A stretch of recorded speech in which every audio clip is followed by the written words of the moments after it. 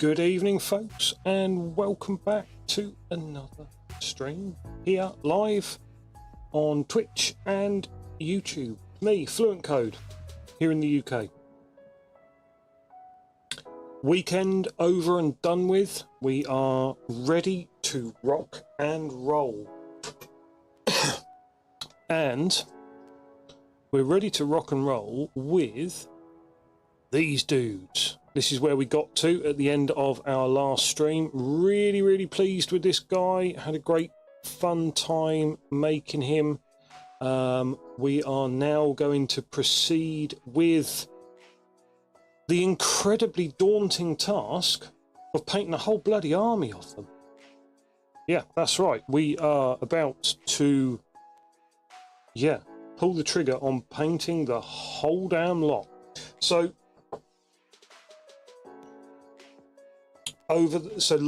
last stream I actually, oh god, this is like the most disgusting painty tray in the world. It's covered in speckles and overspray and things, and you know, there's wet models go on here with basing materials and stuff, and cuts and dinks and paint spilled, and it might have been a palette at one point and now it's covered in crap. And so we have a chonking great big army to paint. Look at that, it's huge. Well, it's not huge, it's actually quite small because it's a second edition army, and second edition armies were generally not that big, which is kind of a good thing. Now I'm looking at this, and there's quite a lot to actually do. I'm going to move this over the way. Now I think that a good starting point for us would be to get some of the I know this is extremely unfun, but I think a good starting point would be to get some of the basic Guardians painted up.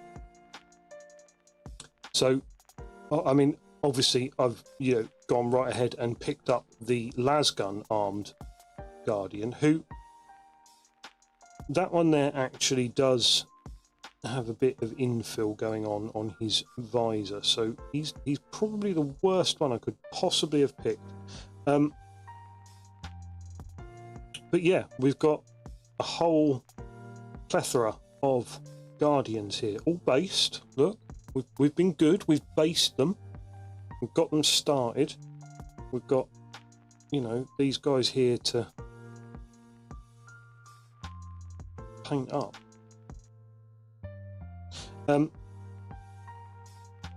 First thing we need to do is continue where we left off with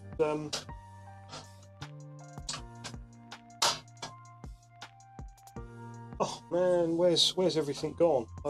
I've put something down and I can't remember where I've put it, and yeah, this is not the most slick and professional of streams, as you will come to realise slowly but surely. Where have the faces got? Have I knocked them?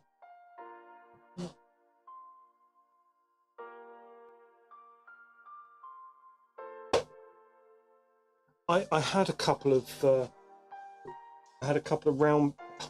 I found them. Not to worry. Silly Billy, silly me.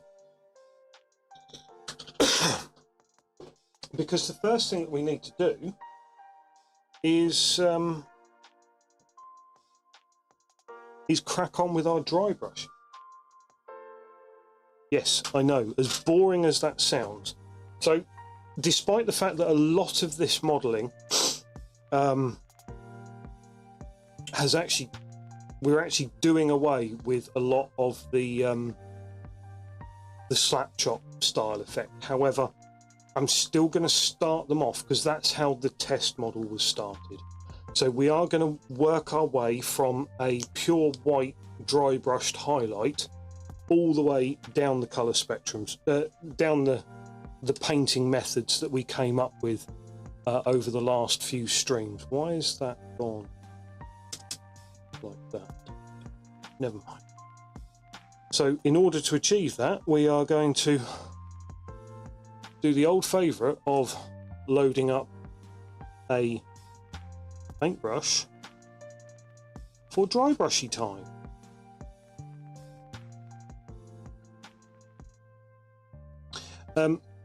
And yeah, it's simply going to be a case of we're going to follow our norms, and our norm in this case was, because I was still sort of fairly hung up on painting these fully in contrast, is we started them off with a zenithal plus the dry brush plus this, that and the rest of it, and then worked our way through the zenithal layers from there. Now it is very much reduced when you're not using contrast paints, but that zenithal base coat does still have an effect on regular paints. Believe it or not, it's enough. The opacity of the regular paints, if you're thinning them properly, they will still be affected by your typical slap chop style undercoat. When you thin them right and paint them right, it'll be the same sort of effect. So we're gonna see how far we get with this. Hopefully it'll all look amazing when it's done, but if it doesn't, it's 100% somebody else's fault.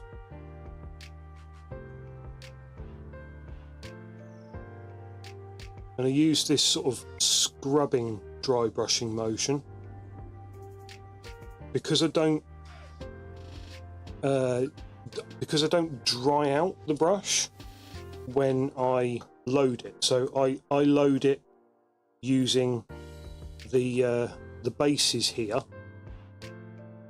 as a small bit of texture rather than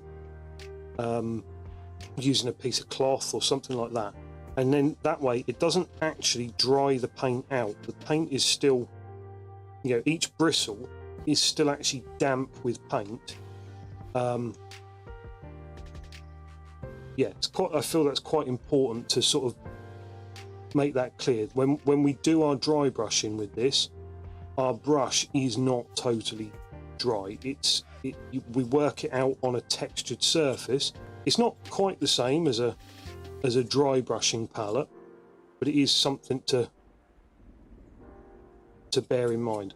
Our brush is not totally dry, and it does help with avoiding that sort of very typical dusty texture that you get with dry brushing. It allows us to get a little bit of smoothness into the model, and I quite enjoy that process.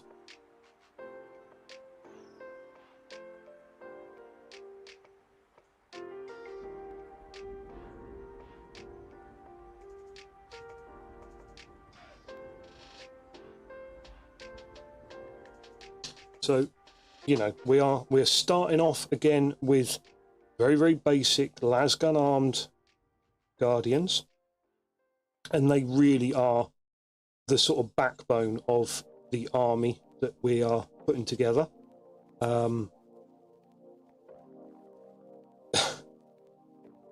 I unfortunately, they are entirely only appropriate for second edition. You by the time third edition came round, you couldn't actually, as far could you? No, even defender squads in third edition were there was no more lasgun armed guardians by third edition. They were all gone. They were extinct, never to be seen again. The plastic guardians that you could buy at that point in a box set of these guys came with the upgrade that we did on our test miniature, this metal shuriken catapult. So these guys, for second edition, that was the last time you could actually field them. We're lucky here in that we've got a decent chunk of the metal ones, including one of the the notorious armless ones, which came with plastic arms, plastic weaponry. You could customize them, put them together as you see fit. Notorious because the having to attach both arms and a weapon were a little bit annoying, if I'm honest with you. I say a little bit annoying. I personally found it incredibly annoying having to sort of juggle where the two arms were going to be secured and the weapon as well. And I always ended up with like this bad boy, where if you look closely, he's not actually holding his gun. He's thumbing his gun. That's it. That's all. The only connection that hand has to the weapon. And that happened to me sort of quite often because I was a cack-handed 11-year-old trying to do the best that I could with the tools that God had given me and Games Workshop had given me. So yeah, that brush is feeling a little bit claggy already, which it shouldn't be doing because I've only done 3 models. I'm a bit surprised that it's feeling that way. Why is that?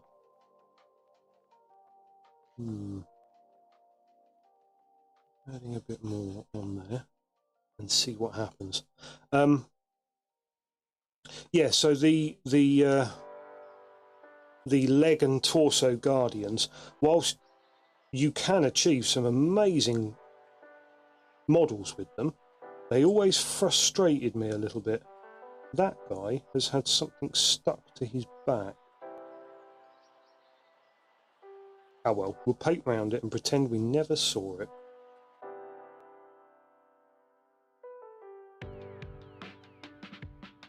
That's actually very much the wrong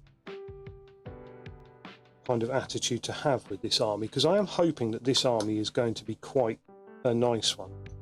So perhaps I will revisit that at some point, or I will get another lasgun armed guardian model to replace it in the squad. If I can't fix it, if I can't make it right, I'll replace it.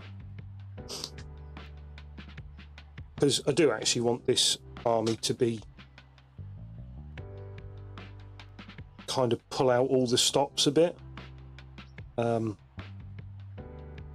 It's very much an army that I would like to build upon over time, because it was my first army. The Eldar were my first 40k army, my first introduction to the hobby. I used them all through 2nd, 3rd. It wasn't really until 4th edition that I got any other armies going on. It was always my sort of traditional. I say that I had a selection of Chaos Space Marines, but it was quite a small army of Chaos Space Marines, so they never really felt like they counted. If that makes sense. They were a fully functioning army. I just didn't have that many of them. Whereas the Eldar, I just sort of I've added to and built upon and created this sort of massive collection that I'd pretty much written off. I'd pretty much decided that I was never actually going to get round to painting them until the magic of streaming comes along. And then suddenly I have like 2 solid hours of hobby time put aside every evening, and the only stipulation is, as well as putting paint on models, I have to actually talk about putting paint on models as well.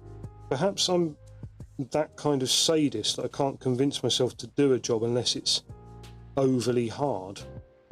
Which I know isn't true, because I've been me for most of my life and I know how I work, but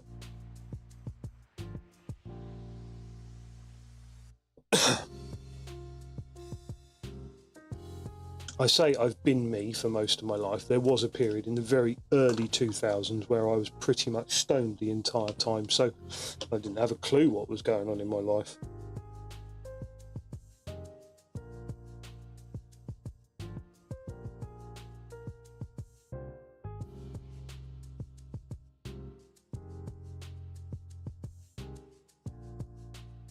My brush feels stiff and claggy and weird, and I don't know what's wrong with it, and I don't know how to solve it, but it's not doing its job properly. I might, if I go and wash it out, then it's not going to be any good to me. I really need to get through these guys. Once I've done that, then I can put the brush aside and rest it and wash it and see if I can work some life back into it. But if I wash it now, it will be no good for the rest of the evening as a dry brush, because it will take some time. That's no good as a dry brush right this second. Too much paint on it, I think.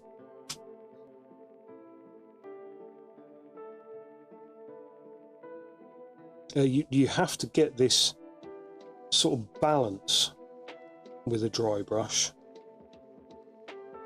and this is not balanced very well because it is coming out quite chalky at the moment, which I'm normally quite happy that we've got the chalkiness under control and we don't tend to suffer from it. It's almost a bragging point, but right now we're suffering a little bit with this one.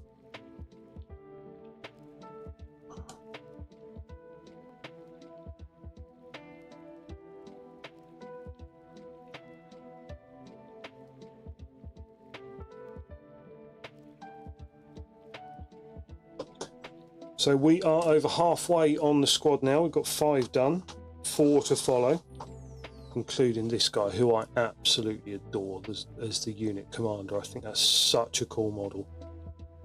Gorgeous model, isn't it?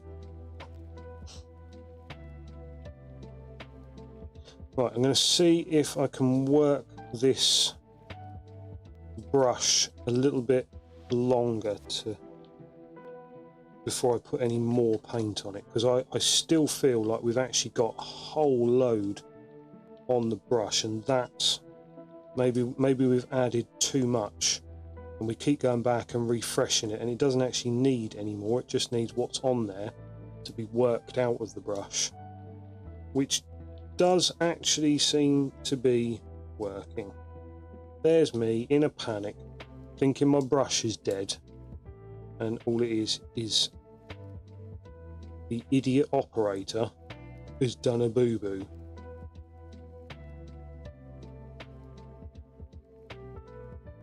It is kind of funny in that we're doing this and we won't be doing a full-on slap chop build. It will just, we will still be using the contrast paints.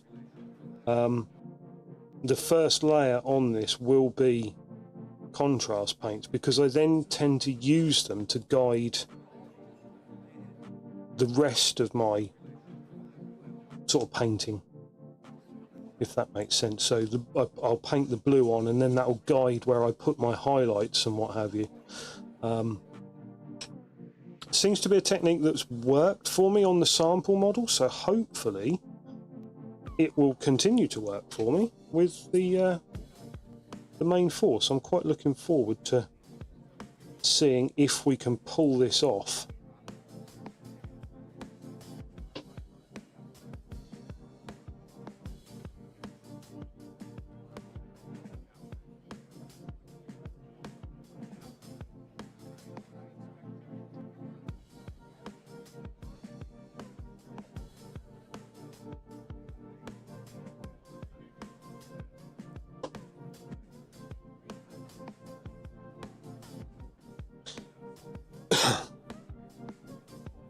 Lovely, lovely, simple models that we're going to have a great time now painting up. I am looking forward to this now. The sample model has set a little bit of a fire under me, and I'm like, okay, we can do this. We can we can paint these and get a nice force going, and then over the next sort of few weeks, possibly few months, this force is going to keep our stream occupied. So this will be our main sort of content, our main material, and we might hopefully use that to get a few people watching, a few people interested. We might use it as a sort of springboard to do some other things, but predominantly it will be this, and we might even expand upon the army once we're done. So we might use this army as a springboard for adding to it. So we might look at it and go, okay, we've done our Guardian Levy, we've done our Citizen Army, let's add in an Army of the Dead. So that's when we turn around and we add Wraithguard and Dreadnought to the mix. We've got 2 Dreadnoughts that we can look at. I've got a bunch of Wraithguard. I think I've got about 10 of them that we can add to the mix. And we'll just sort of slowly add into this force that we've identified and created here. Hopefully with the intention of keeping a legal army at all times, so we can turn around and go, well, actually I want to add a squad of striking scorpions to this lot, and do so, and there shouldn't be anything that we can add in that will stop it from being a legal army, if you know what I mean. At some point I might also even see about the option of turning this into a multi-edition legal force, so adding things in that would be legal in 3rd edition, so to turn this into a 3rd edition legal force. I'm not actually sure what those things would have to be at this stage.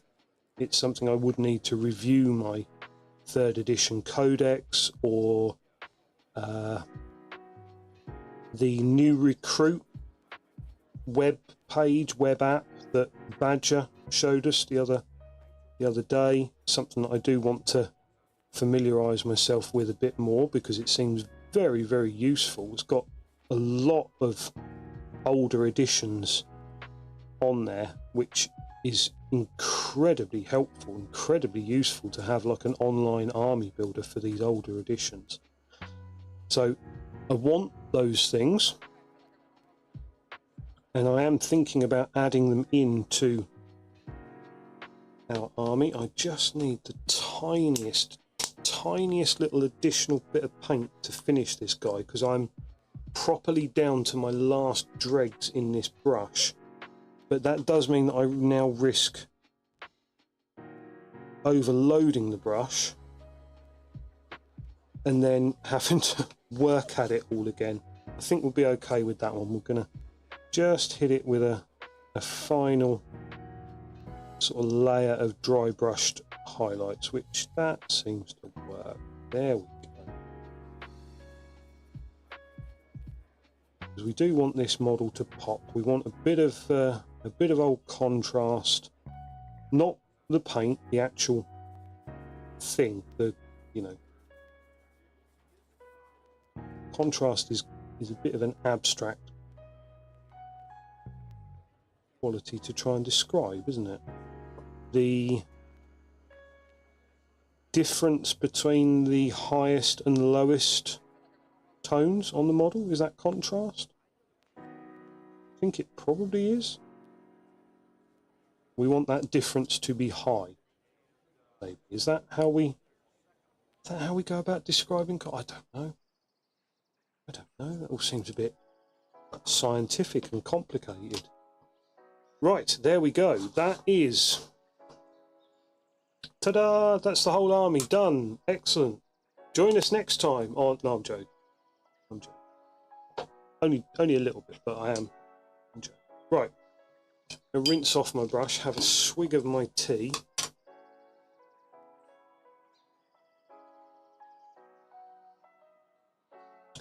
I do probably need you guys to remind me to wash this brush out properly at the end of the string, because I think that might have been part of the problem with it. It wasn't rinsed out properly. It's going to need really, really good wash out. Yeah, there's definitely still paint in that for now. Okay. Now we are going to, we're going to keep it simple, stupid. Very important, I've found, whether that be in work, in hobby, in whatever. Keep it simple, stupid. So we are going to base coat all of these.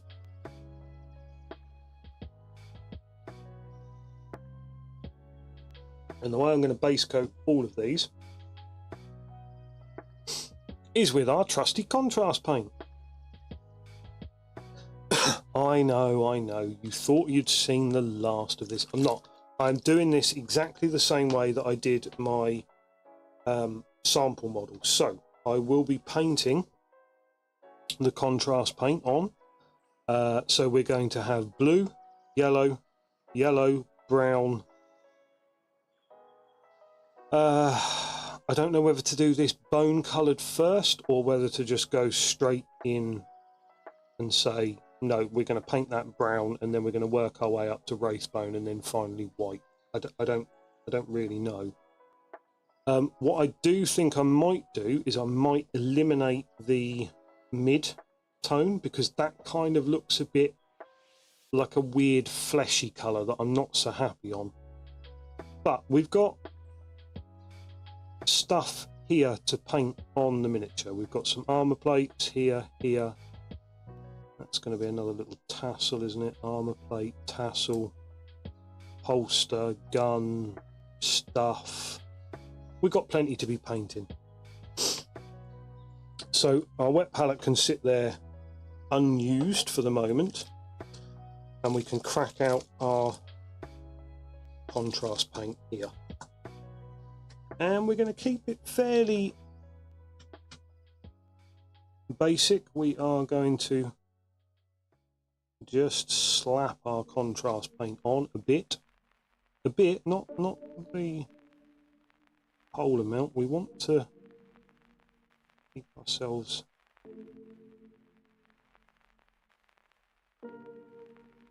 so that we haven't got to faff about too much with the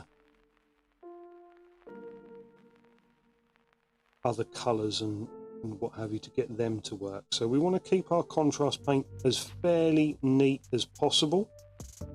We do want it to go into all the nooks and crannies and give us a nice solid base coat that we can work our way up from. And we are going to paint all of the hands, everything. The weapons I am not going to I've just decided right this second, I've just decided that we are not going to contrast paint those. There is no point. We're going to hit them with our Mornfang brown. Move these guys a little bit so that we can actually get our model into some decent camera real estate. And I am actually going to do the chainmail as metallic, I believe.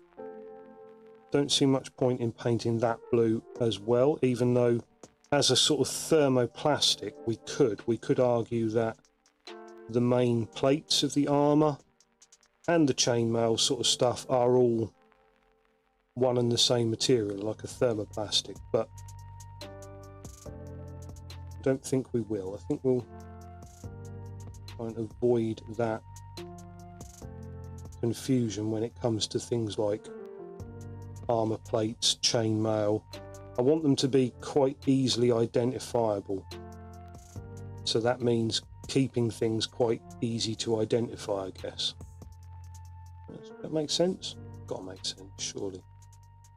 I said it, so it must make sense. Or something along those lines. All of this is going to get painted in. I've always imagined these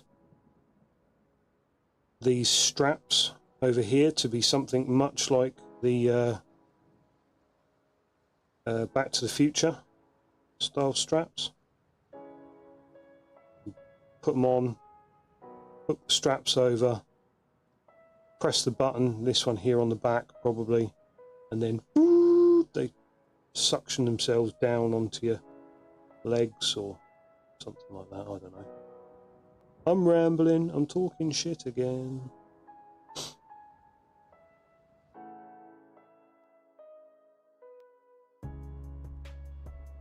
But we are still achieving quite a nice colour. I do love this blue. This blue is such a powerful colour. It's lovely.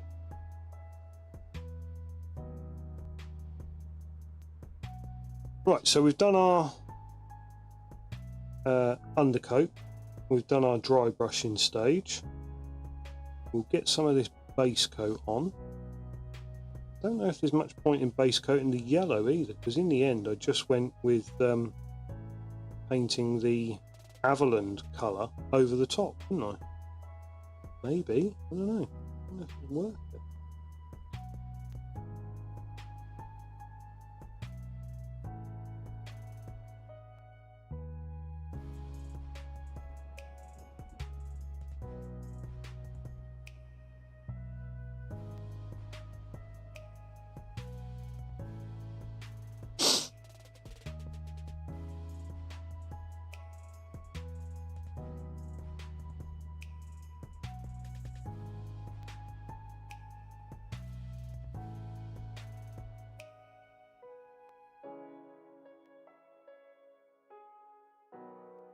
So the reason I'm starting off with this colour is it gives us a really, really powerful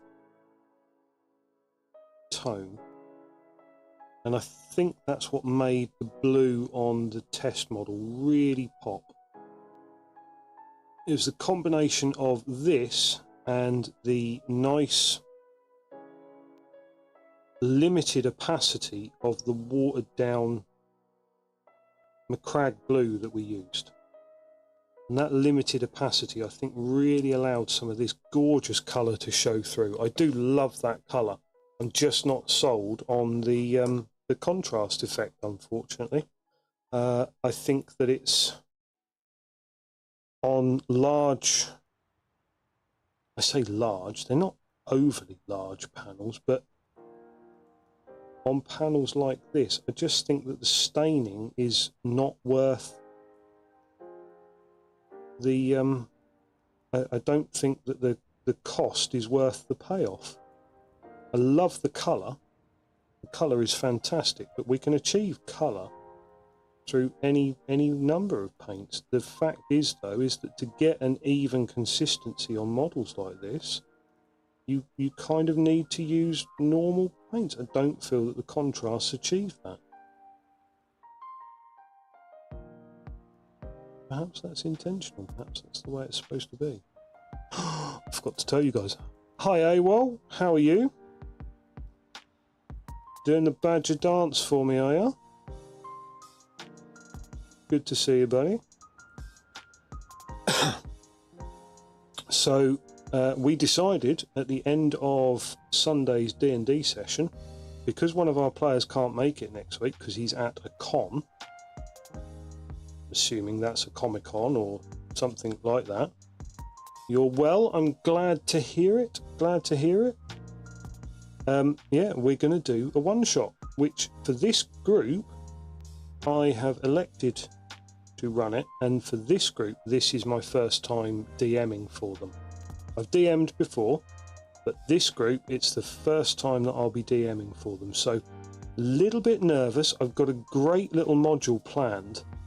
I found this module. It does mean that I don't have to do an awful lot of work, but I am super happy about the way it sort of plays. I'm not going to say I'm not going to say what it is because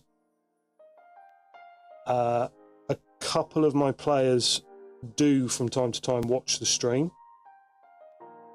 And so I don't want to... I'm sure none of them would go looking it up, but it's a reasonably well-known one-shot starter module that it wouldn't be too hard for them to find details on almost accidentally if they were looking. So I'm going to keep doing what it is, but I am so enthusiastic about running it. It's supposed to be the most charming little mod. Ban them and tell me. I like it. I like it. It's... Hold on.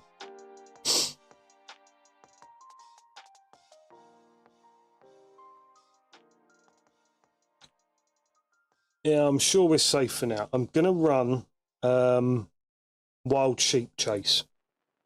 It's not one that everybody has heard of, but it is just a brilliant little one session, 4 to 5 hour thing that looks like so much fun to play.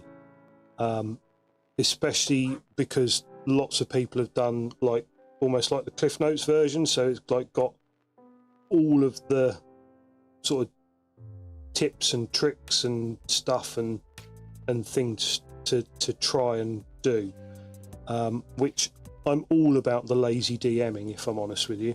It's partly how I sort of started this stream of painting D&D modules for lazy DMs.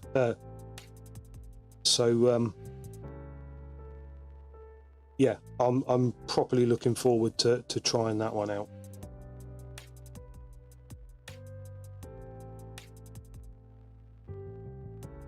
Not to mention the fact that the last 3 sessions of our game have been a mildly torturous slog through politics and intrigue and shopping and not an awful lot of combat and things like that. So it's been quite tough going. So sitting down and just doing a little bit of a balls to the wall, crazy one shot, tongue in cheek, that should be great fun.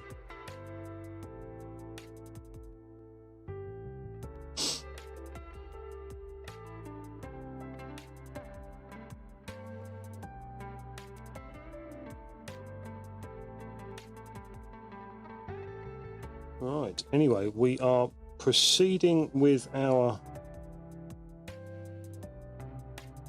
Eldar army, and hopefully by the end of this session we'll have our base coat and toned down. I don't want to storm ahead of myself and end up painting something that shouldn't be painted, or messing it up by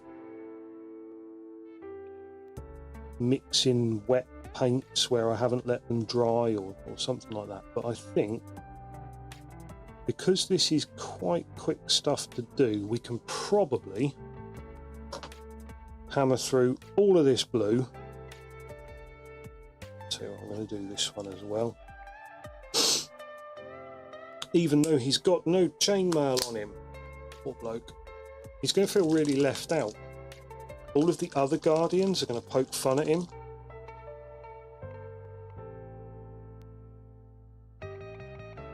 Oddly enough, this one is also actually the only one that I didn't bother to rebase. This is the base that came on it when I bought it. I think the others, I've managed to make the other bases look quite similar to him, but there is a slight bit of difference. So he is definitely the odd one out in the group. But as I say, I think he's fairly thick-skinned. He'll be all right.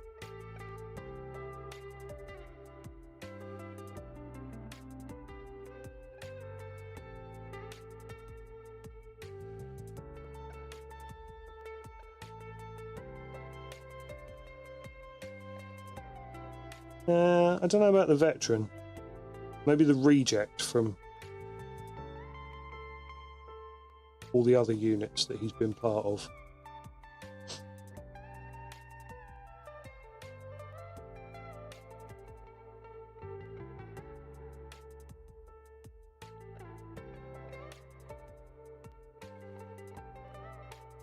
Weirdly enough, in this army, I've talked a couple of times about the very first model that I bought, which was an Eldar jet bike, which unfortunately I have, but it is now I think I've still got it somewhere.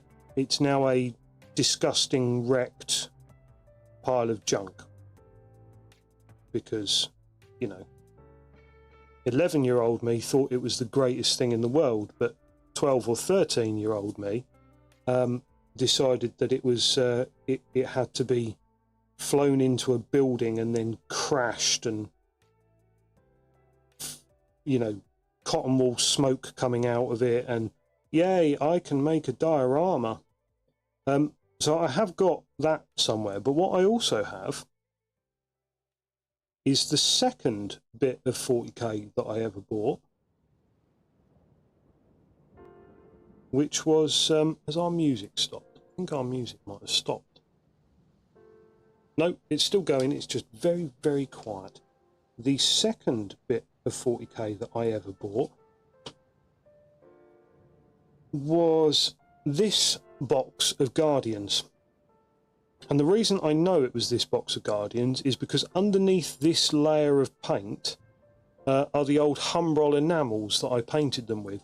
And my dad, before he passed away, while I was off gallivanting and learning about girls and stuff, and I left all my Warhammer at home, my dad was dutifully cutting all the las guns off and replacing them with these cool shuriken catapults from the second edition sprue of Eldar weaponry to make some quite cool looking Guardians with shuriken catapults, which I quite like. So that was the second set that I ever bought.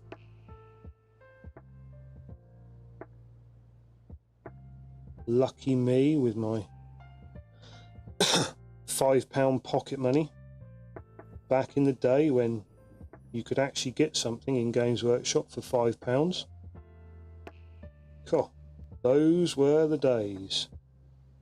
In fact, back then you could actually buy quite a lot for £5. A Space Marine bike was £5. What else was there? There used to be little combat squads of plastic Space Marines. They were £5. The same as the combat squads of Eldar Guardians, which now does seem like a ridiculously bad value on behalf of the Guardians after Games Workshop switched to their this is better in the game, therefore it's more expensive pricing model, which I always did find a little bit cheeky. But, you know, it's not like Games Workshop haven't been cheeky in the past and won't be cheeky again in the future.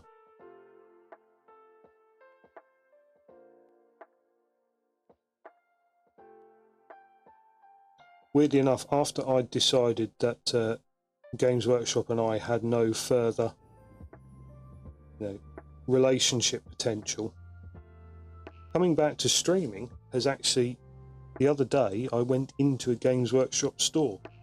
Don't tell anyone. I was looking for paints. I know. I felt dirty. It was horrible. And I probably won't do it again, to be fair. No, the dude was all right, actually. He started chatting to me, asking about what I was doing, why I had so many pots of paint stuffed down my trousers. No, I didn't. I'm joking.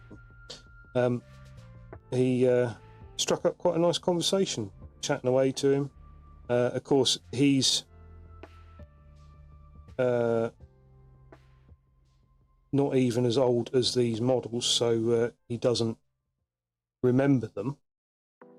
But I showed him the painted one and he was like, yeah, it's probably an Eldar.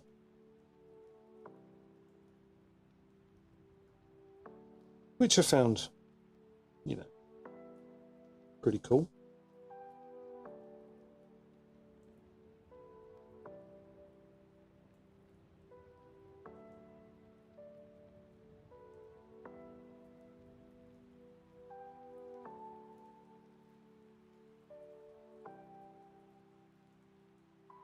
Yeah, so I hope you guys are happy that you're responsible for me and Games Workshop getting back together, even if only briefly, like a sort of little blind date. But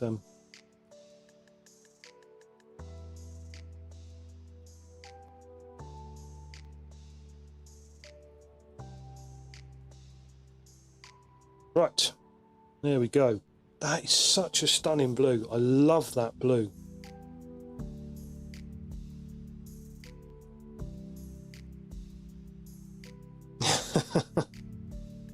No, it's cool, man. I am only joking, and generally I am only sort of chatting shit.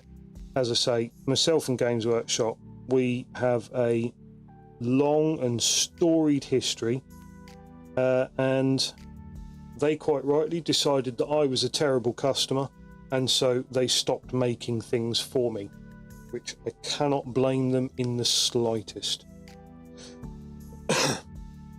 You know, I hear a lot of people, especially a lot of people who are sort of involved in my period of the hobby, you know, this sort of second edition, old hammer.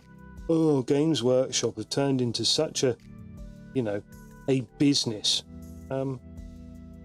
Yes, that's kind of how these things are supposed to work. You know, they make money, and then therefore they can continue to employ people and make models and stuff. It's almost like the Homer Simpson and, you know, explaining the difference between $20 and a peanut.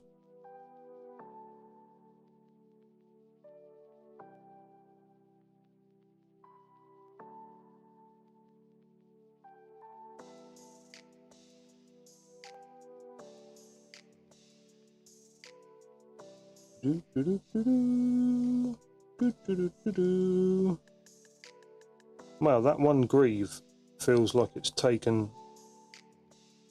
harder to paint than the rest of that monopose plastic model put together. Oh, it's all sort of tucked away. I don't like it. We'll get the rest of it. We'll get the rest. Some blue in there. That's lovely, lovely blue. Blue. No, mustn't do that. I keep saying I must stop.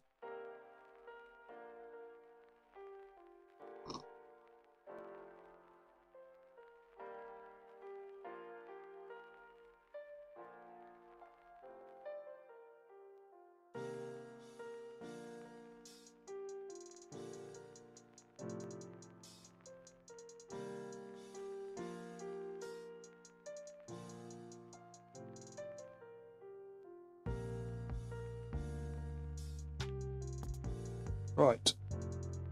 There we go. This guy is gonna be on. Hiya.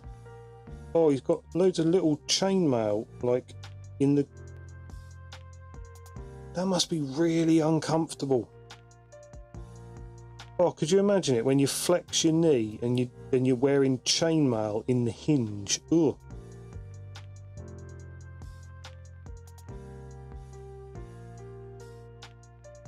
I'd like put on my mesh armor and then go, no, can't do that. Got to take it off. Don't feel comfortable.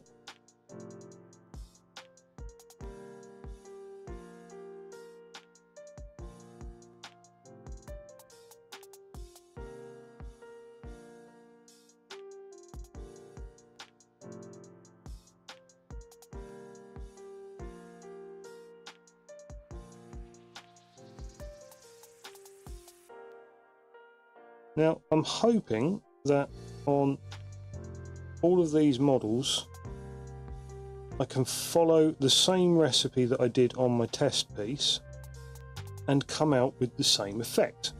It's got to be logical, right? It's got to be how it works actually. So by that logic, I can paint this in the same manner, using the same colours, and should hopefully come out of it with the same effect. That's my plan anyway. That belt should be yellow, I believe. And I think that's also decided what colour the bit of cloth between his legs is.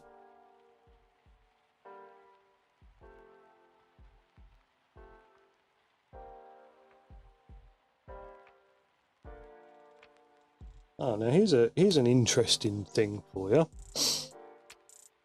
I say that with all confidence that you would find this interesting, but now that I actually stop and think about it, this guy, can't remember, I think I got him as part of an eBay lot. And the weird thing is I don't think I actually bought any Guardians in that eBay lot. I think I bought a Falcon and some jet bikes, and the guy threw in a bunch of Guardians that he had, and these Guardians were actually really nicely painted, and a lot of them had little back banners in that hole. He drilled holes and added little back banners like the very, very old, like Road Trader style models. And unfortunately I couldn't preserve them when I stripped them, and all the back banners fell out, and they were only like paper banners anyway, so I tried to take them off and they were all ripping, and I tried to preserve the back banners, but when I put them in the stripper to take the paint off them, all the back banners came out, which I thought was a little bit of a shame, but you know, interesting bit of trivia, I guess.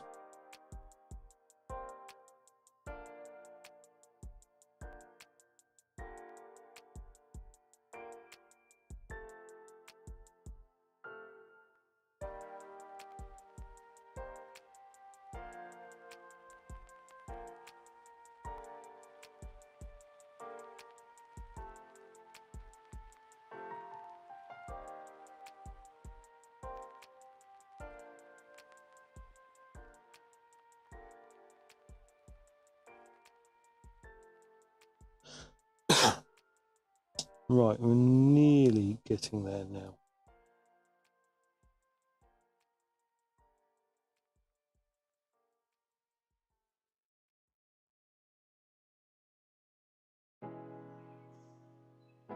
Nearly done. The other thing is, with these arms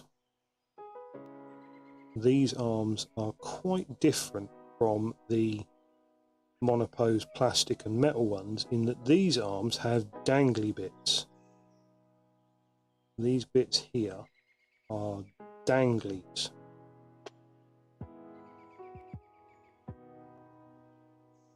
Which, if you don't know what that is, don't ask your parents. No, I'm joking. Don't do that. Get me in trouble. They have these little tassel bits on the bottom of their arms, like some of the Eldar Aspect Warriors have these little tassel bits like at the bottom of their legs. They have like little tassels on the side. They're actually quite cool, but it's just a little extra bit of stuff that you've now got to paint. Congratulations, here's more stuff to paint. That's cool. We will paint all of that in as it deserves to be painted.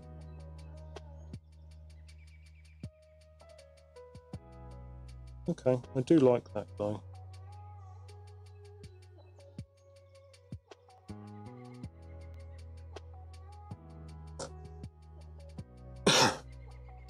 Right, the rest of them are all going to be much for a muchness. You've already seen one of these, so if you've seen one, you've seen them all. Oh, God. Here we go.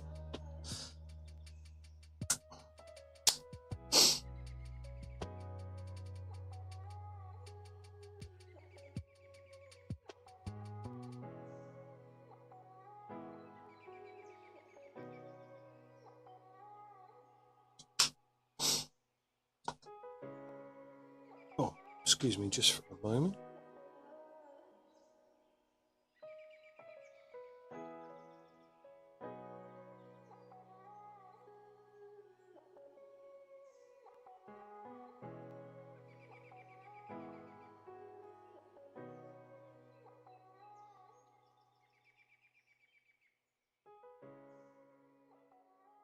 There we go, we're back in the room. Right. Batch painting mode, engaged.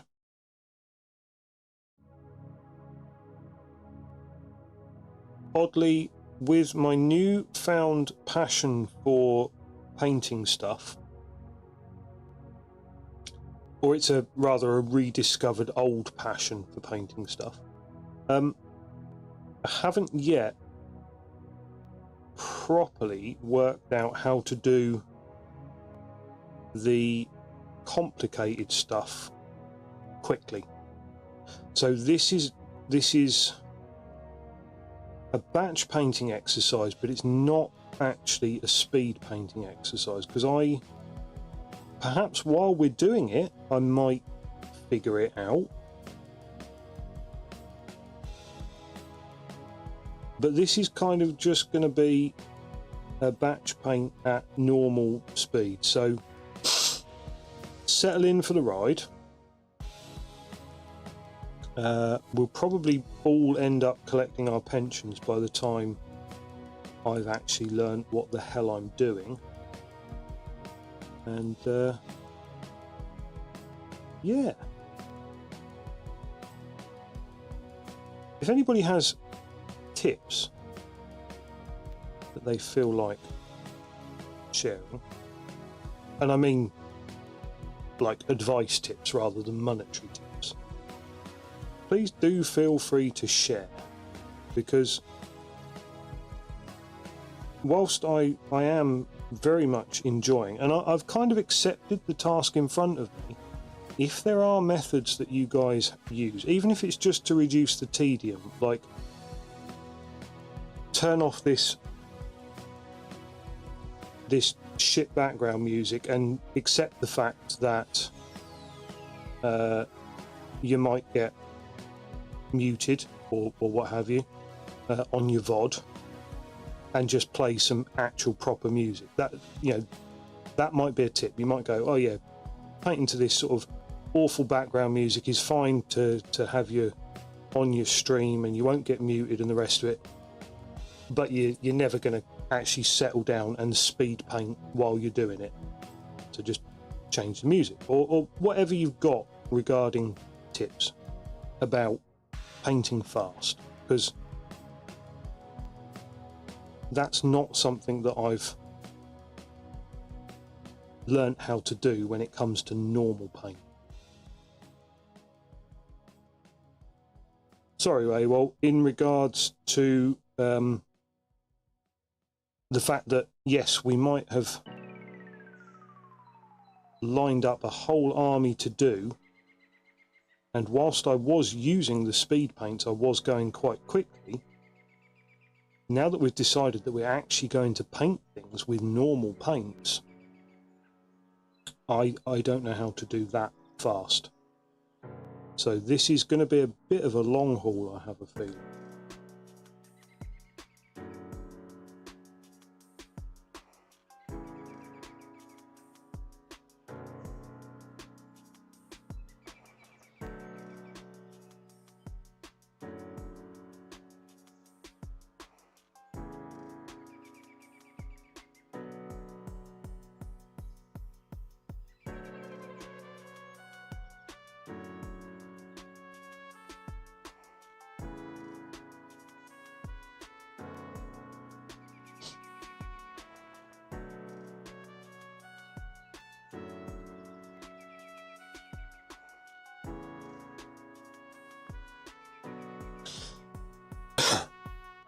obviously, while we're doing just these base coats, the speed is not so much of an issue. It's only once we graduate onto real paints that we're going to find ourselves bogging down a little bit. I'm not worried. It's the best way for me to far. Yeah, yeah, I suppose so. Oh, you make it sound like exercise. Oh, just practice. Just put the effort in. Move more, eat less.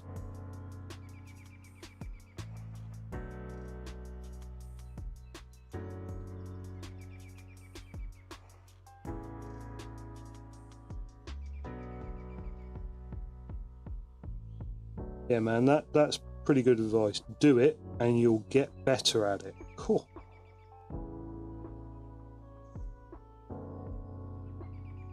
And that's not being sarcastic. It is genuinely sound advice. It just sounds like super obvious when you say it. Yeah, if you do it, you'll get better at it.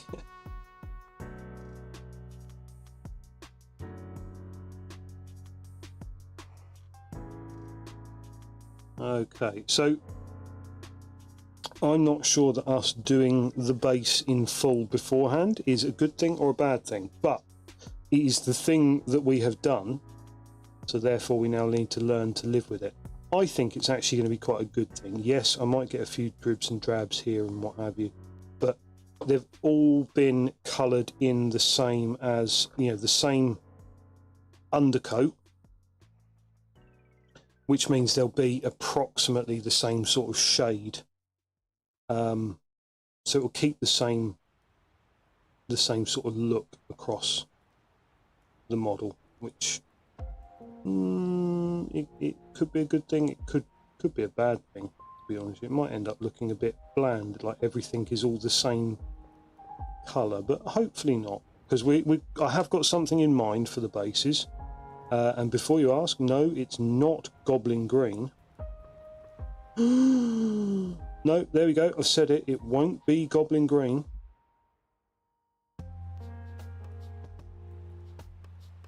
There's a collective inhalation of breath across the internet. I sense a great disturbance of the force, as if many nerds were outraged all in one go. Honestly, Goblin Green is such a fallacy. If anybody can tell me what colour and show me Goblin Green, I guarantee you I will show you paint straight out of a pot marked Goblin Green that is a different colour than that. Because I've got 3 pots here and they're all different shades. Every single one of them is a different colour. And people go, oh, that's not proper Goblin Green. And I'm like, gives a shit? Because all the Goblin Greens were different. So no, I'm not base coating in Goblin Green. I'm not basing in Goblin Green. Freyers, welcome to the channel. Thank you very much for the raid. Very much appreciate it. How was your stream?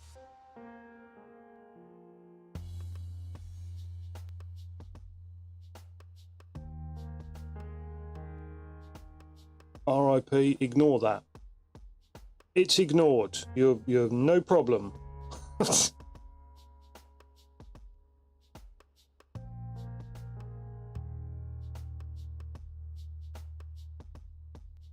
You join me. Got some more minis painted. What sort of minis are you painting at the moment? I do apologise, but I don't believe I've ever actually been to your channel. So I don't have chat commands set up yet because I'm very, very new at this. But let me just hit that and oh, hit that link there.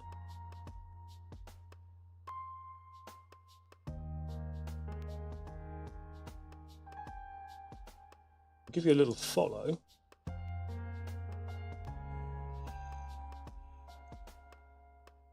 Her mother is traveling out of town. Everything seems to be going well. The little girl tells the babysitter a very strange. You finished a frost giant and an NPC. Oh wow, okay. The bodies and what? So is it D&D miniatures that you've been painting? I did a frost giant myself not too long ago. And I just had the greatest time painting these dragons, these giants from the Assault of Giants box board game for D&D. That was so much fun. Oh, excellent. Are you DMing or are you playing?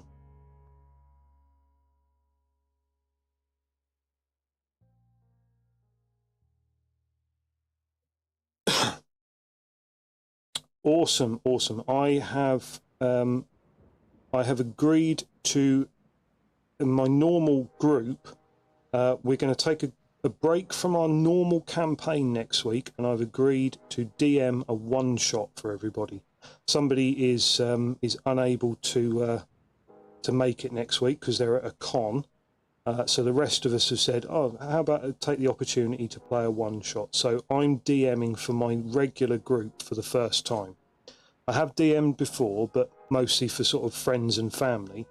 And this is my first time DMing for a regular group. So I'm truly excited, but also bricking it as well, which is going to be great fun. So, what are you playing in your current campaign?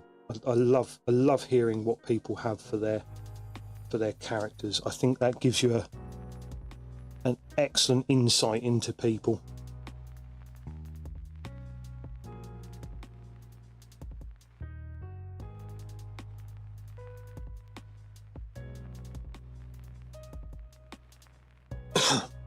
Yes, that's right. It is the season. An Aasimar monk, excellent. And are you using the 2014 or 2024 rules? Because I think monk changed ever so slightly in the new rules, didn't they? I think they made them a little bit more varied, so not everything was, I punch that thing 3 times per turn.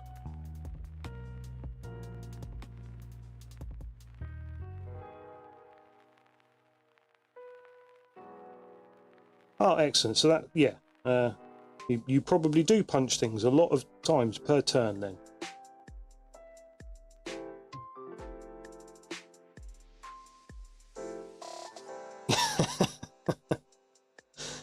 Yeah, no, that's the proper way to play a monk. Punch it till it stops hitting you back.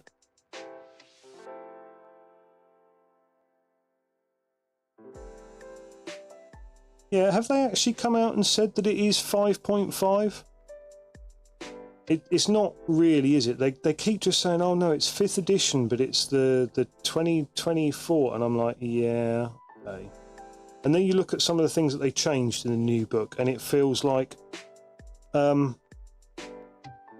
it feels like things have been changed just purely for the sake of changing them. Which I actually got a little bit frustrated. I've played a couple of different campaigns, some with, you know, the new rules, some with the old rules, and I don't think the new rules are any better, if I'm honest with you. I feel like a lot of them have been. That's such a cop-out, though, isn't it? Yeah, we changed the rules for IP rights. Is that the like, was it 1D&D or the open source rules or something like that? Incredibly frustrating, and it feels like quite a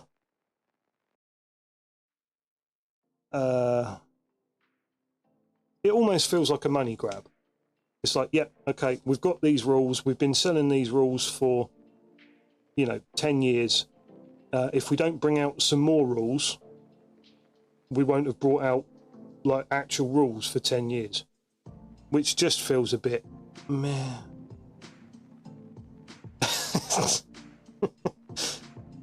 What, you mean like 4th edition?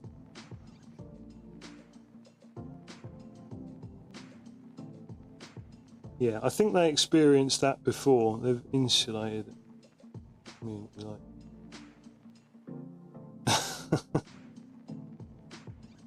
yeah, it's weird because it does seem like Games Workshop's community will mostly stick with them through thick and thin. You get a few sort of old grognards and people stuck in their ways like me who either learn to accept their differences with Games Workshop or constantly bemoan them, but they don't go back.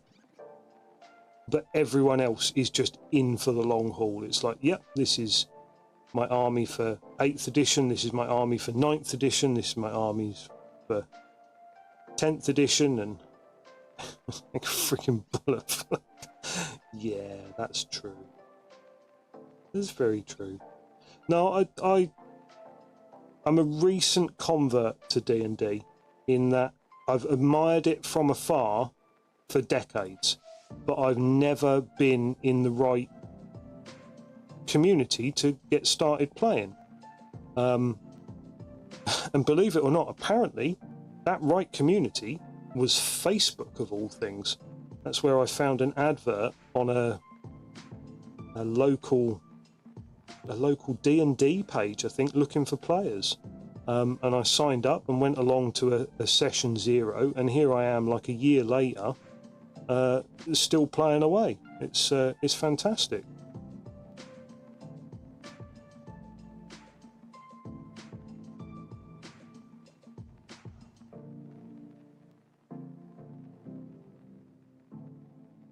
No worries. Thank you very much for dropping by.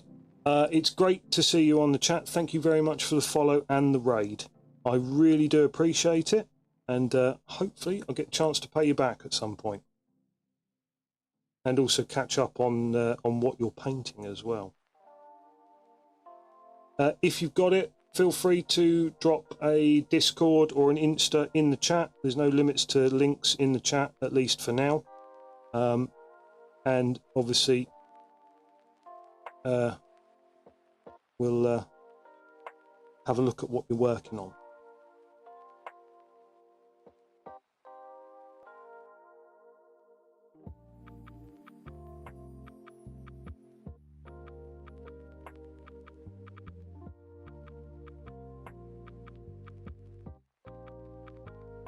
Right.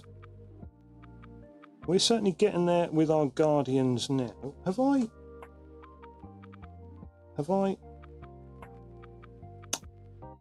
pop these two to one side? Because I've missed their little Guardian cod pieces in there on the other ones. Must make sure that we get the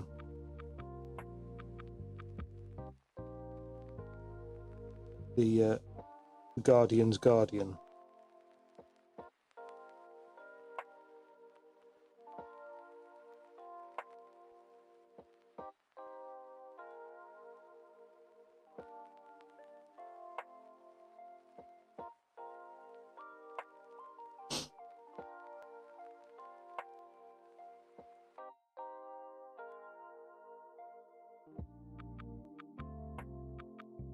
Anyway, I believe before we were raided, I was ranting at... No, I'm going to stop. I'm not going to go back to ranting. Especially about something as insignificant as Goblin Green.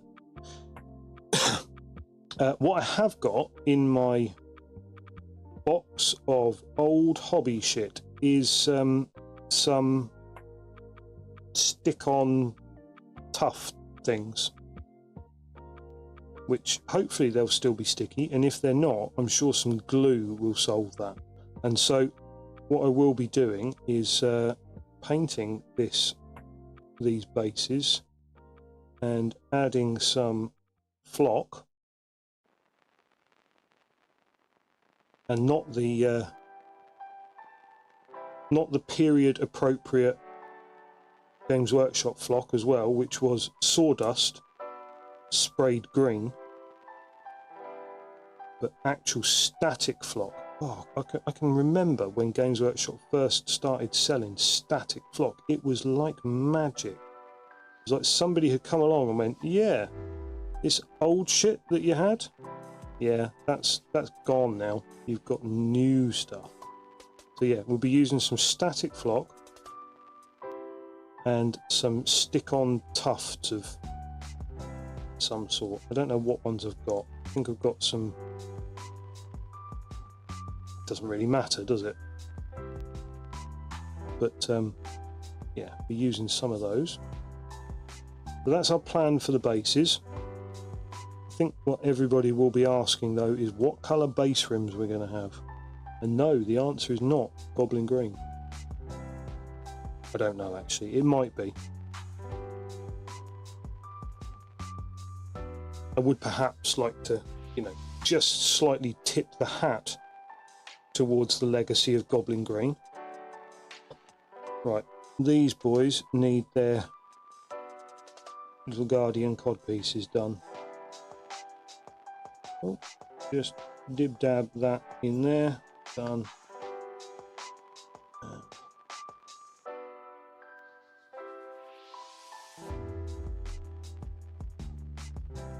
There we go. Right. Only 2 more lots of blue left to do. I think these guys have got little Guardian cups as well. Yeah, that's cool. We'll have to go back and paint the other ones now. Right.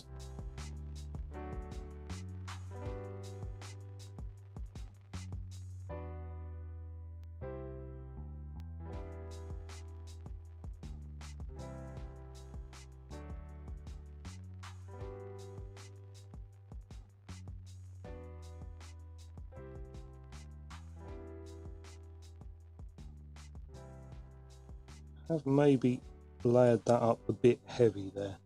Now, because I'm batch painting, I can probably jump straight onto another colour afterwards.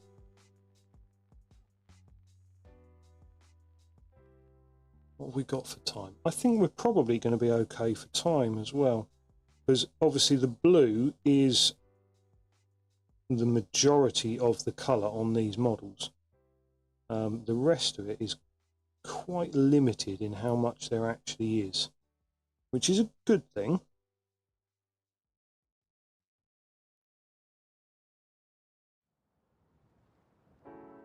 Oh no, the music keeps tricking me, making me think of it's stopped.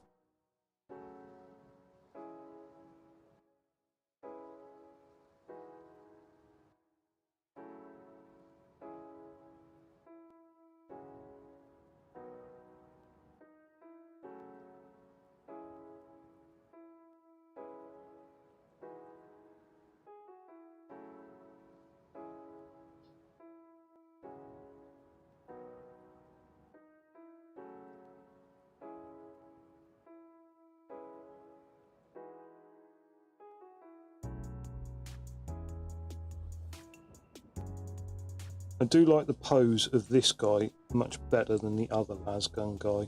The one who's sort of leaning forwards with his legs, but pointing his gun up in the air. I'm not quite sure what that's supposed to symbolise. You'd imagine that it might work if he had like a bayonet on the end of it.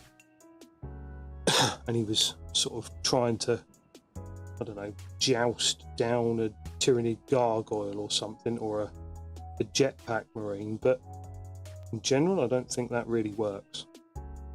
That pose, I don't think it's a very nice pose.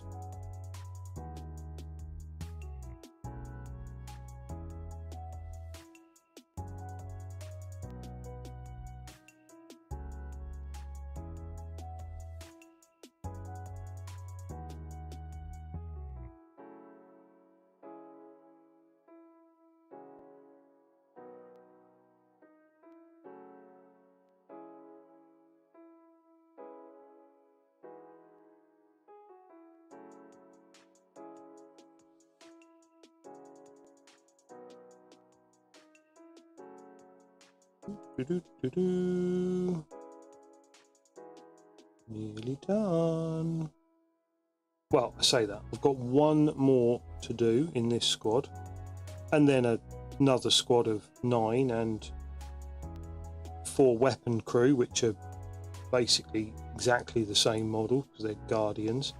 And then 10 scouts, which are basically exactly the same models but wearing coats. Yeah, I didn't pick this army for variety. This army is themed for exactly that, and now that I've said all of that, I'm like, oh, why did I choose to do this very much themed but also very, very samey kind of army? There is a big dollop of something on his back. I think it's probably just super glue. So at some point I might try just pinging that off, but I probably should have done that ages ago. Hi there, Smiling Beagle. How are you? Welcome to the chat.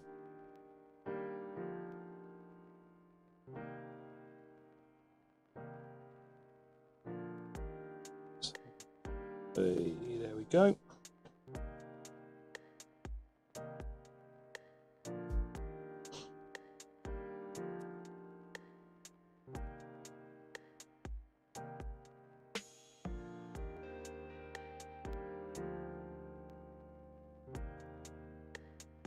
Right, that is I nearly missed his toe.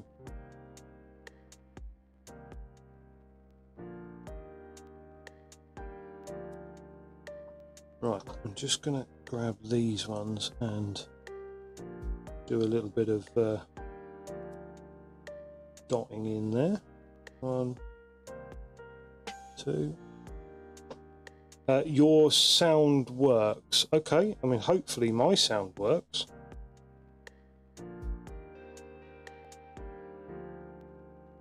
Right, and now finally, the one I've been waiting for.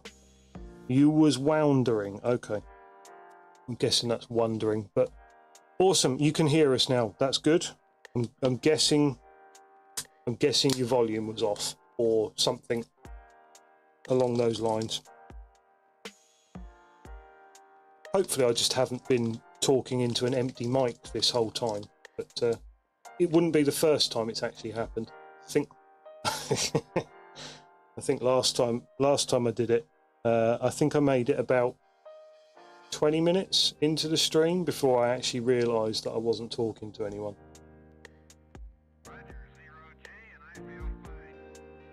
Absolutely. You've been remarkably accurate, AWOL, with your comments in the chat for somebody who can't hear me. Right, this is our final one for this squad. This guy was actually a named Eldar captain, I believe, in Rogue Trader. They in Rogue Trader they named an awful lot of their models, and this guy was a captain.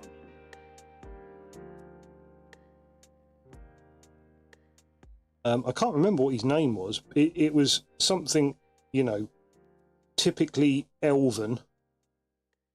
Leanderu Moonbeam Watcher or something. The whole clip pulls me out if I forget. Yes, yeah. I was very tempted to make a like a one channel point redeem with the Star Wars stay on target meme for when I end up painting over here, so where nobody can see the miniature, and just, you know, right, stay on target, get it in the middle of the page.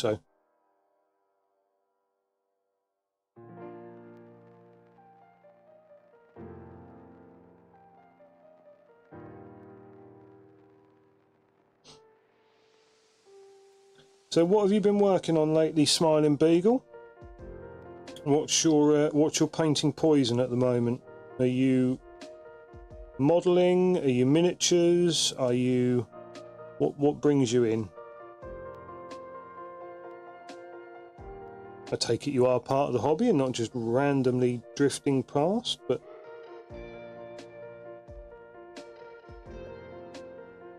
if you are, you're more than welcome.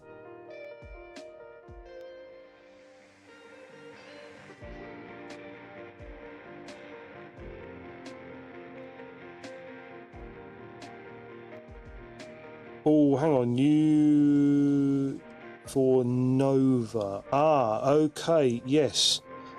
You were sorry, you'll forgive me. You're friends with was it Chris Rose originally? Is that how you came to the stream? I think that might be the one. Yes, there we go. Okay, so you've been doing a lot of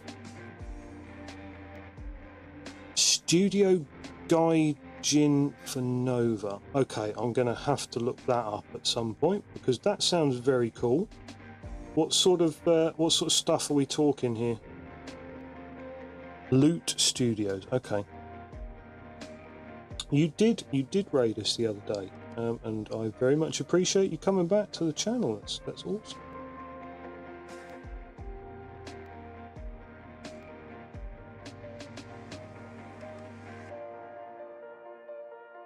Yeah, I'm not sure the other day whether we'd actually started on our Warhammer 40k project. No, we hadn't. I think we were still doing our D&D miniatures. In the end of last week, fantasy. Oh, okay. At the end of, or over the last week, we've actually been painting up a test miniature for a Warhammer 40k army that I have been wanting to work on for nearly 30 years. Oh, I dropped it.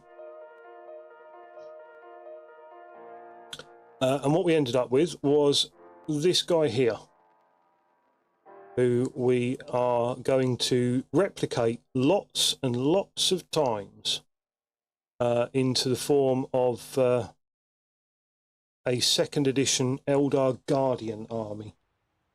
So over there we have about another 30 odd of these guys to paint up and slowly lose our sanity over. And we came up with a fairly funky recipe that I think I can follow, hopefully, to replicate our test model. Thankfully, I didn't ever think that I would need to write it down.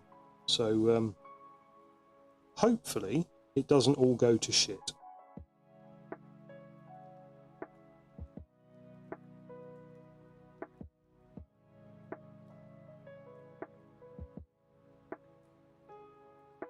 So now we are just approaching the end of the first colour on the first squad.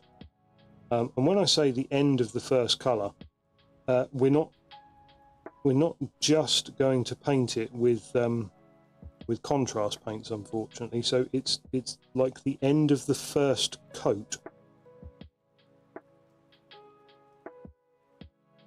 Yay! I think I might have bitten off more than I can chew as I start to doubt myself. No, don't doubt yourself. You can do it. Cut his fucking head. No.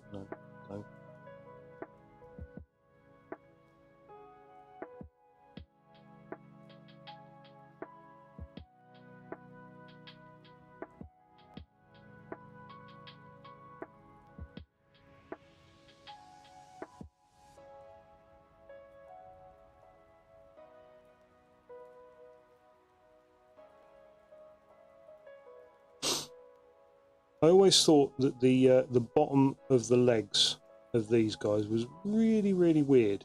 It's like they have this huge greave that sits out, but then no heel. The way their leg just sort of folds into this weird flat piece at the back.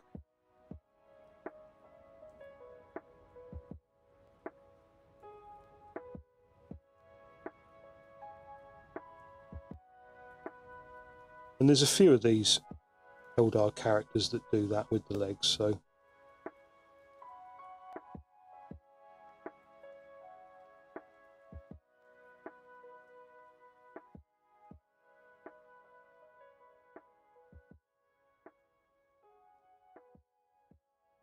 It's like a high heel with no heel. Yes, it's just like a high. I don't actually know what it is. It's really weird when you take them. If you ever accidentally break the tab off, and then just sort of pick them up by the head and look at the feet, they're really weird. The way they just sort of flap. They're just like a weird, yeah. I do love the model though. I think he's absolutely gorgeous, and I think he will look great in that colour scheme as well. I don't know what colour to do the sword. Do I do the sword red like the eyes, or do I do the sword metallic like sword? Yeah, it's possible. It's possible. I have been grabbed by the head. No, I'm not going there. No, that's...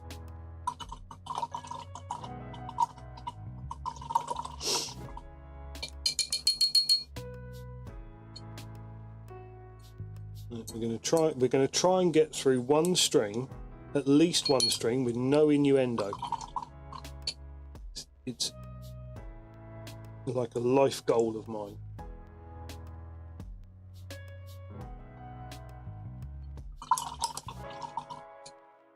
Oh, this brush just gets more beaten up every single time I use it to apply contrast paint. It's like, oh, you poor thing.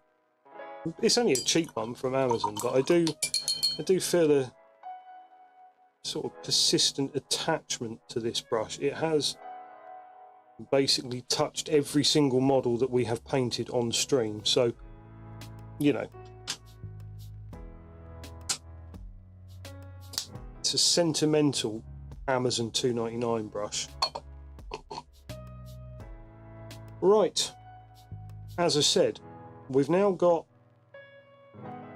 that colour done. Obviously it's not that colour done. We do still need to do quite a lot of work on the blue, but the base is done.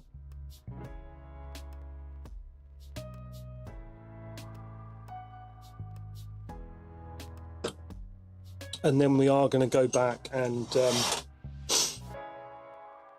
as we did on the test model, we will apply a very thin coat of Macragge blue all over this. All over this blue. That should then sit nicely and take away some of the glossiness of the contrast. And it just changes the tone of the blue slightly, which is... It's almost like a trust the process kind of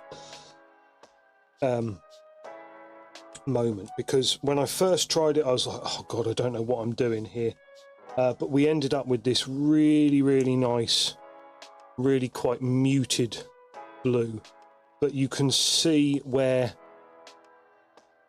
the blue started from, and I swear that I wouldn't have been able to achieve that if I'd just gone with Macragge blue as a base. I don't know why, it just feels like we couldn't have done it without that contrast paint.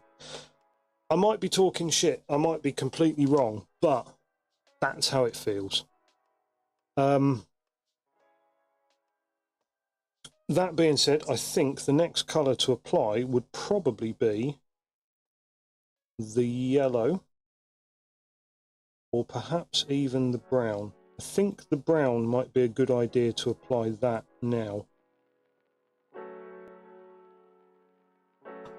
So we're going to pop this to one side. We're going to grab our... I can't remember which one I used. This one? The new one? I think it was the new one. Or was it the old one? Might have been the old one, actually. Let's ooh, I get to try out. I say get to try out. I have tried this out. I have done a little bit with this so far, but it's new hobby tool time. It's a wet palette. Yes, that's right. Kicking and screaming into the 21st century. Yes, look at that. We've still got liquid paint on our wet palette. That is amazing. That was... when did we last paint? When did we last paint those colours? Although we have had a bit of separation here. Look, we've got some of the red is turning to purple. I don't know quite how.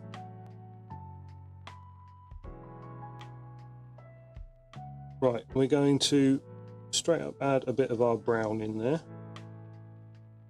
Well, I mean, no, it's not weird. That's how it's supposed to be, but it is weird for me because the last time on stream when we painted our yellow and our red and what have you, that paint is probably hyper saturated. Be careful. What, in case it attacks?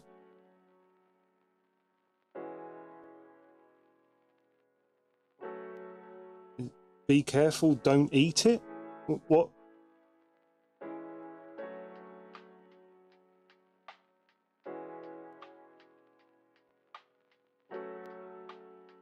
Sorry, I'm not being facetious. I'm just not sure what I need to be careful of.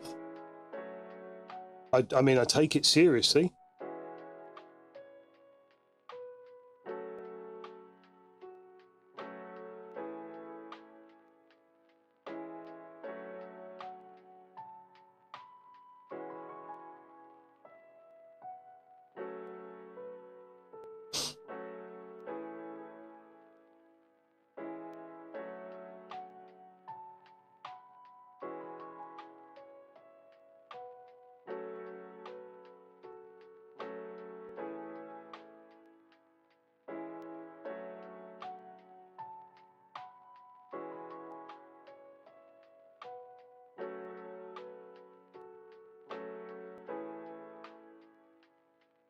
See, this is what I mean about my lovely little brush here. He's just starting to give up the ghost. A little bit of separation on him. He can't quite maintain the proper sort of shape as we're painting, and consistency is dropping off a little bit. Poor little fella. I think it's time to put him out to pasture.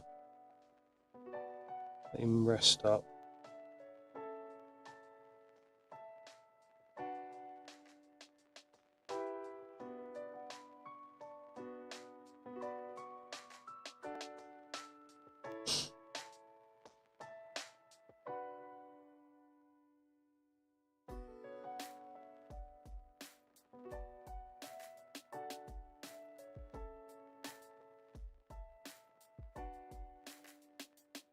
That's a very awkward bit of sculpting there. The the magazine is just completely molded into his arm, which is kind of to be expected. That is part of the sculpting process back then, because of the limitations of spin casting and what have you. They had to be able to get the models out of the mold. It is a shame, but having undercuts like that wouldn't have actually worked. You would never have been able to get the model out of the mold if it hadn't have had that piece there. If that had been a hollow, then yes, we would have. It would have looked a lot better, but not been. It wouldn't have looked better because you couldn't have actually made a model with it. It would have got stuck in the mold. Now these guys, their las guns are also going to be wraith bone kind of material. So all of the weaponry in this army will be this same sort of bone white colour. So I'm totally looking forward to eliminating one of the highlight steps that we used on our practice model, because if I can eliminate a step, that's an entire army's worth of step that we can get rid of, because every single model is going to have a weapon that needs to be painted in this mid-tone stage that we dreamed up while we were painting our test model. So hopefully I can get rid of it without it being too detrimental to the overall look. I imagine it's not even going to notice at all. So what we're going to do is we're going to put this layer of brown on. We're not going to bother with a mid-tone. We are going to go straight to race bone and then finish up with just the funkiest little edge highlights in pure white, basically. Okay. Not an awful lot of brown on these ones, which is good. I like that. Could I do that with just painting it wraith bone and then putting a shade over it, Agrax? Would I be saving myself an entire army's worth of weapons being painted and then highlighted twice? That's...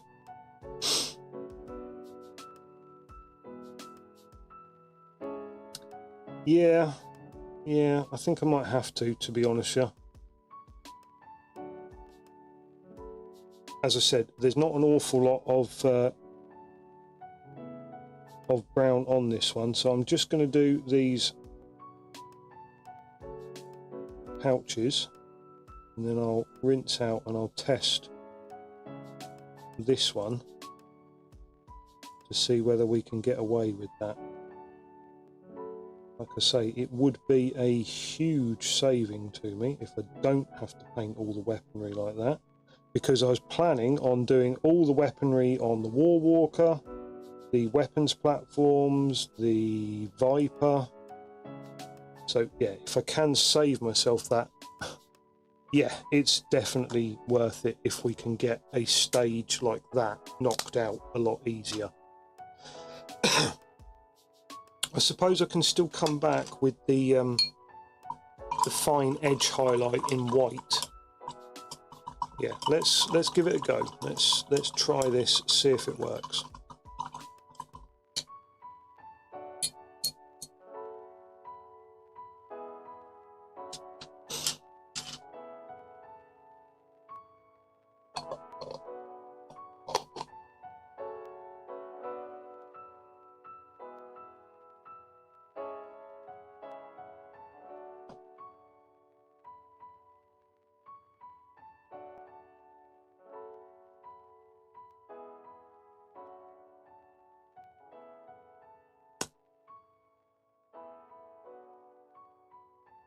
Right.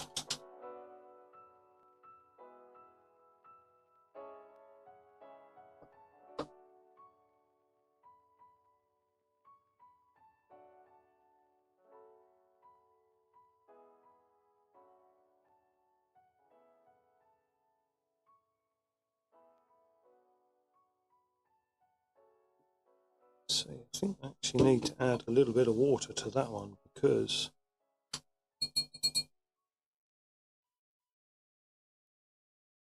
that base bone is very, very thick.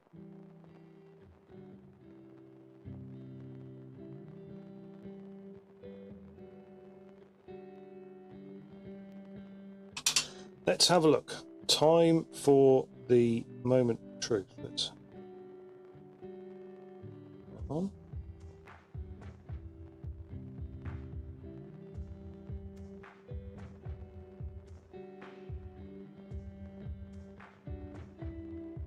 I mean, I feel like Agrax is probably the best way to go about this. It's a very controllable shade. You can feel like you can achieve more with that than you would be able to with a similar coloured contrast paint, because Agrax doesn't seem to mind water, whereas contrast paints just don't work properly with water, which is a shame. I've got the medium, but I don't really. I'd like to do it just with Agrax, with a sort of one-stop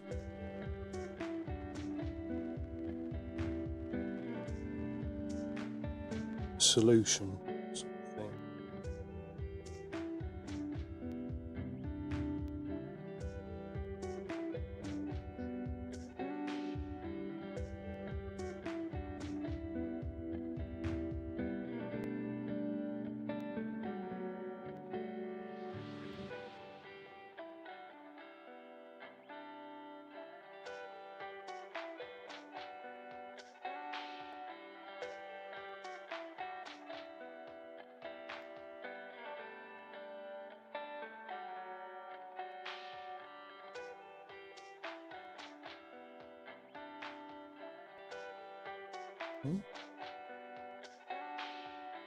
I suppose the other nice thing about the idea of shading back Agrax is in places like this, where this cable sort of disappears into this void there, we can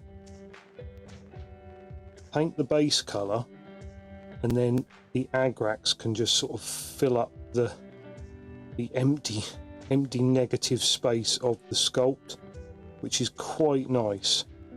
Whereas I think the other option that we were looking at doing with the brown wouldn't have worked quite the same. You'd have still been seeing the brown, and because it's brown paint rather than a brown wash over like a black background, it's not going to work quite the same, unfortunately. Right. In the magazine there. Okay, we'll let that dry for just a moment, and then we'll sort of moment of truth it with the Agrax. And if that works, it is going to shave quite a lot of it's going to actually save quite a lot of hobby time. So yeah, as you say, it's a good idea to test it. If it works, it's well worth it. And if it doesn't work, we've only tested it on one model. Should have tested it on one of my test models, to be fair. Look, I've still got an absolute stack of them there. Some of them which haven't had their weapons painted, so they are just Wraithbone. Could have just blatantly tested it on one of those.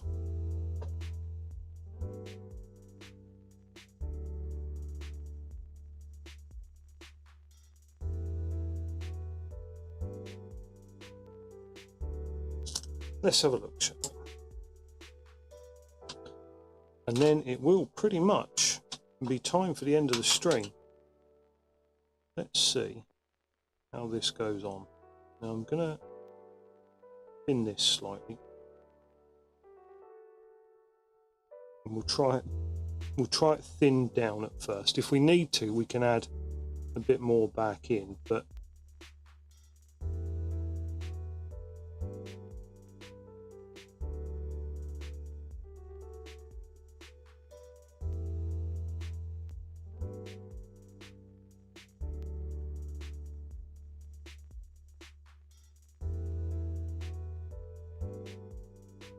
well, it's not, I don't hate it.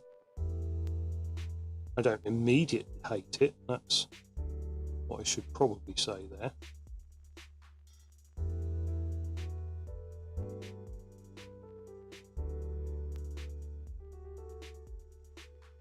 maybe I'm just being a bit snobby and thinking that, oh, it should look better than that. God, maybe I am turning into a hobby snob. No, hobby snob.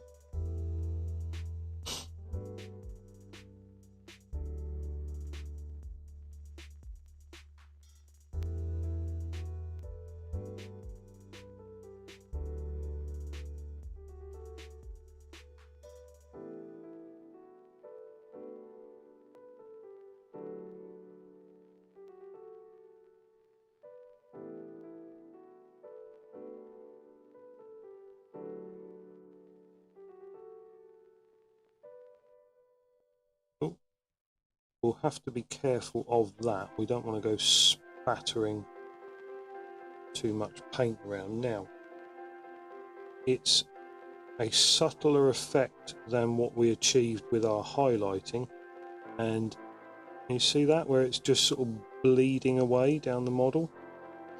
That's not ideal, but do we need to do a heavier coat? Is that what it was? So I mean, it's not far off. Where are we looking here? We're looking at Wraithbone.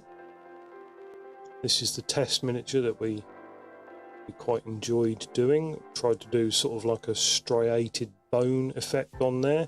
And then this is Wraithbone just simply daubed with Agrax. I don't think it's the same as it's drying. Yeah. So we'll pop that to one side. I'm going to grab one of the other ones that weren't painted, and I'm going to just go for a straight application of Agrax over it and see what difference that makes. This is obviously a lot heavier.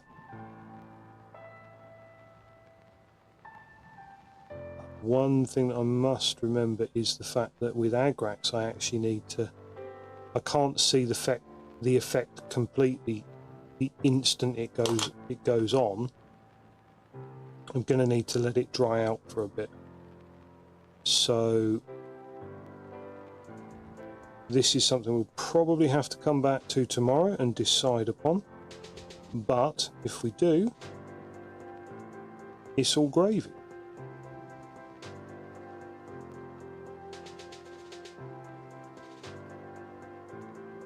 See that spot there where it was bleeding down? When it's applied heavier, it doesn't bleed down as much.